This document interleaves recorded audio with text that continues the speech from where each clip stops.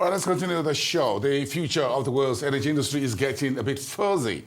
Well, no thanks to rising geopolitics, the new energy policy shift by the United States under President Trump, and a cocktail of other factors.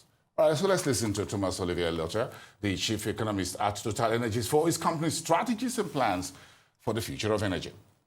There are about 4.5 billion people on this planet that don't have enough energy.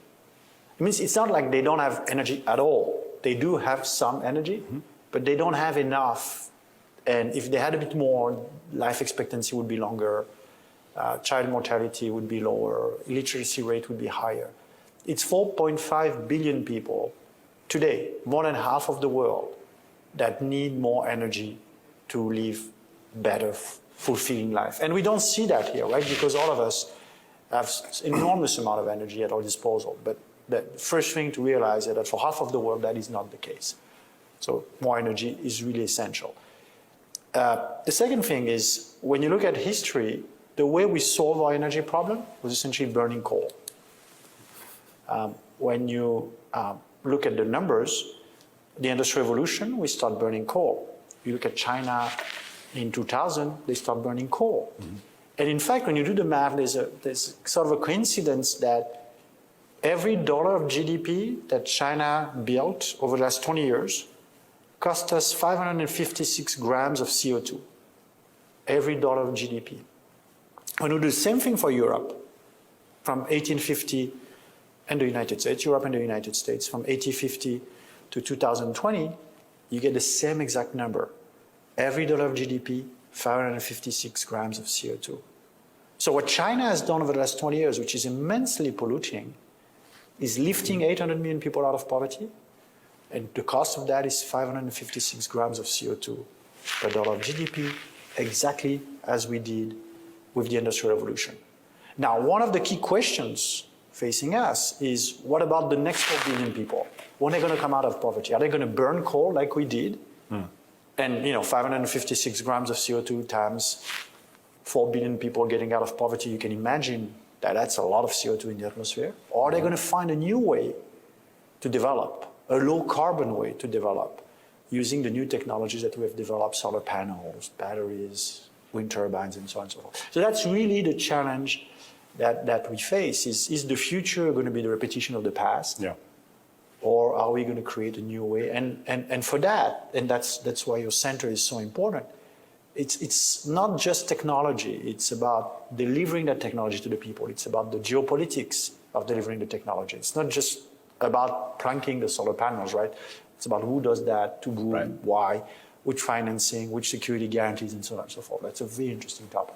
So those are main findings. So Secretary Chris Wright, now at the head of the DOE, last week gave a speech at CERAWeek, the big annual conference, and he did there, and he's done it in other venues, has emphasized the energy poverty issue, and seems to be trying to reframe the U.S.'s, if not policy stance, moral stance on energy issues away from climate and toward access.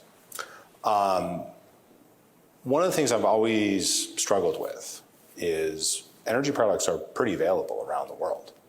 And yet you've got this energy poverty issue. From your perspective, what are the key critical levers we should be thinking about, whether that's technology innovation, finance, institutional reforms in emerging markets? I mean, not just on the margins, how do we fundamentally approach this issue of 4.5 billion people meeting their development needs? It's a great question. And I can tell you what it is not about, and then we can discuss what it is about. It's not about technology. We have the technology. I mean, solar panels now are dirt cheap. The cost of producing electricity with solar panel is lower than with most technologies. So you're going to tell me, well, but we produce only when the sun shines, and what about nights, and so on and so forth. But by and large, the technology is available today to provide clean electricity. And that's important. It's not just because we have energy. We can build coal-fired plants, but we have the technology to provide clean electricity. So it's not about technology. And you have electric cars and so on and so forth. So technology is available today at reasonable cost. It's not really about money. because the money is available. You know, we're talking about a few GDP points. So it is money. It is not unsurmountable amount of money. Right. We're not talking about the investment that the US made, for example, to put a man on the moon, which I think was in the order of 10% of GDP at some point. I mean, I may be wrong with my numbers, but I know it was a significant share of the GDP at the time. This is not the numbers we're talking about. So the real challenge is the political and the governance. It's just the nexus of how does this country develop their own institutions. Right. That institutions are essential to economic development. The Nobel Prize was awarded to two economists, one from Harvard, one from MIT, who showed us the importance of institutions. So it's how do they build their institutions, and how do we, as rich countries, want to contribute to their development? And this is all about the geopolitics and the strategies aspect of it. But it's not about the technology. It's not really about the money. It's all about the governance package. When I sort of enter international venues, I hear two perspectives on this question. From the finance side, which I completely agree, there's plenty of private capital around the world to accomplish this goal. You hear, we don't have projects, right? Bankable projects are just not available at the standards necessary for international capital. And then you go over and you speak to people like frustrated, happy warriors in the developing world, and they say, well, we can't get finance, right? Well, there's plenty of opportunity here. How do we solve, I mean, it's not quite a chicken and an egg issue, but how do we solve that apparent mismatch? And do you see particular tools, whether it's artificial intelligence or renewed vigor in institutional design, helping us break that gap? Because it feels like I read about it every time I read a global energy outlook. I read about it, climate finance issues when COP comes around, and yet we've made less progress than I think we would have liked to. That's absolutely right. The challenge, of course, is that the countries that really need that energies are countries that have institutions that are fragile and that are in the process of being built. So I can tell you what we at TotalEnergies are doing. Please. That's an example, right? Yeah. I'm not sure how replicable that is, but we have two big projects that are in developing countries. One is in Iraq. Iraq, as you know, is a war-torn country.